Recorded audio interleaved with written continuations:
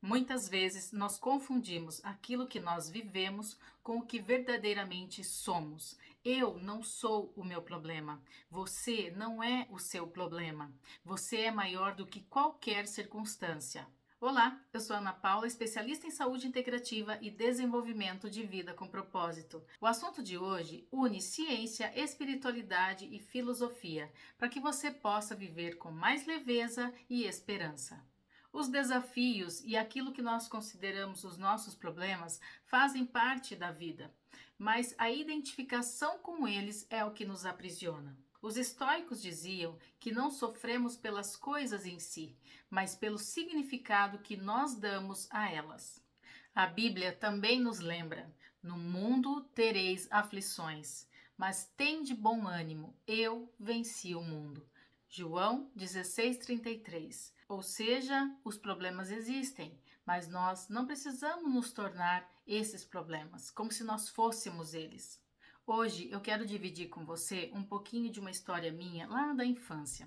Quando eu era criança, na verdade, desde sempre, eu me lembro da minha mãe com alguns episódios relacionados à saúde dela. Ela era uma mulher hipertensa e muitas vezes eu vi a minha mãe passar mal em casa, ser socorrida e até mesmo ficar internada por dias.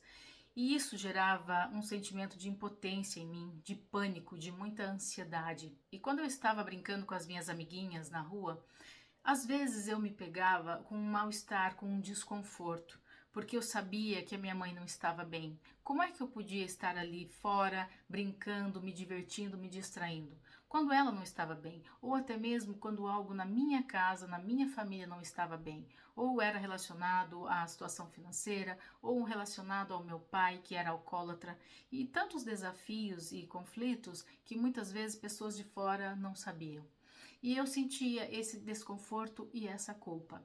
E isso eu trouxe para minha vida adulta. E você acredita que até hoje eu ainda me pego com esses resquícios? Eu já desbloqueei muito, mas até hoje, por vezes eu percebo que eu estou me distraindo, eu estou viajando, passeando, ou até mesmo descansando, fazendo alguma coisa que eu gosto, e eu tenho um desconforto. É como se eu estivesse fazendo algo errado. Como se algo me jogasse lá para a infância, sabe?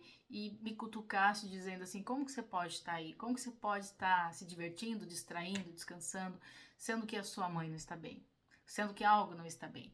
Então, eu, nesse momento, hoje, com consciência e clareza, eu paro, respiro profundamente e eu informo para mim que está tudo bem, que não tem nada sério, grave acontecendo. É claro que se algo está acontecendo, que exige da nossa atenção, que a gente precisa dar prioridade, como adultos, é outra história.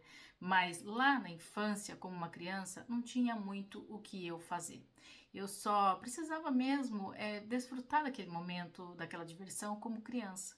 Então, eu trago nas minhas redes sociais, ultimamente tenho falado bastante sobre isso, que muitas situações da nossa vida já estão resolvidas, mas que o nosso corpo não sabe, porque os eventos que nós vivenciamos geraram sensações e o nosso corpo registrou isso. Então, a gente precisa informar o nosso corpo que está tudo bem, que já pode se sentir de forma diferente, entende? Então, é isso que eu tenho feito comigo, é me atualizar no tempo. Então, informar que está tudo bem, que não tem nada acontecendo, que pode se permitir a desfrutar desse momento. Então, é um processo. E às vezes eu percebo sim que tem uns resquícios, mas eu consigo sair com mais rapidez e clareza desse lugar. Desse lugar de culpa, de desconforto, de mal-estar, de uma sensação que estou fazendo algo de errado. Talvez você também já tenha se sentido assim, uma espécie de culpa por você estar vivendo algo bom ou desfrutando de alguma coisa, quando na verdade tem algo ruim acontecendo à sua volta. Ultimamente eu tenho estudado esse livro aqui do Joe Dispenza, Quebrando o Hábito de Ser Você Mesmo, que ele tem me ajudado nos meus processos pessoais, mas também no aprofundamento dos meus estudos e da minha atuação profissional. Então eu tenho citado bastante ele recentemente. O Joe Dispenza explica que grande parte da nossa vida é guiada por programas automáticos. A forma como a gente pensa, os pensamentos repetidos que geram as mesmas emoções, os mesmos comportamentos, criam a nossa realidade todos os dias.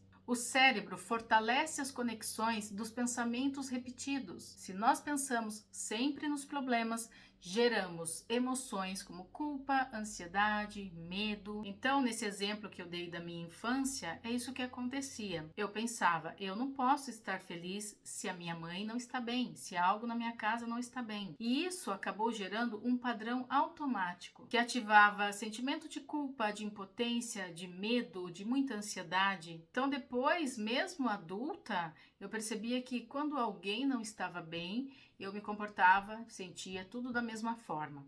Ou até mesmo quando as coisas estavam bem, mas que eu não me permitia desfrutar dos momentos. Por quê? Porque o nosso corpo aprende a viver preso ao passado. Mas a boa notícia é que nós podemos quebrar o hábito de ser nós mesmos.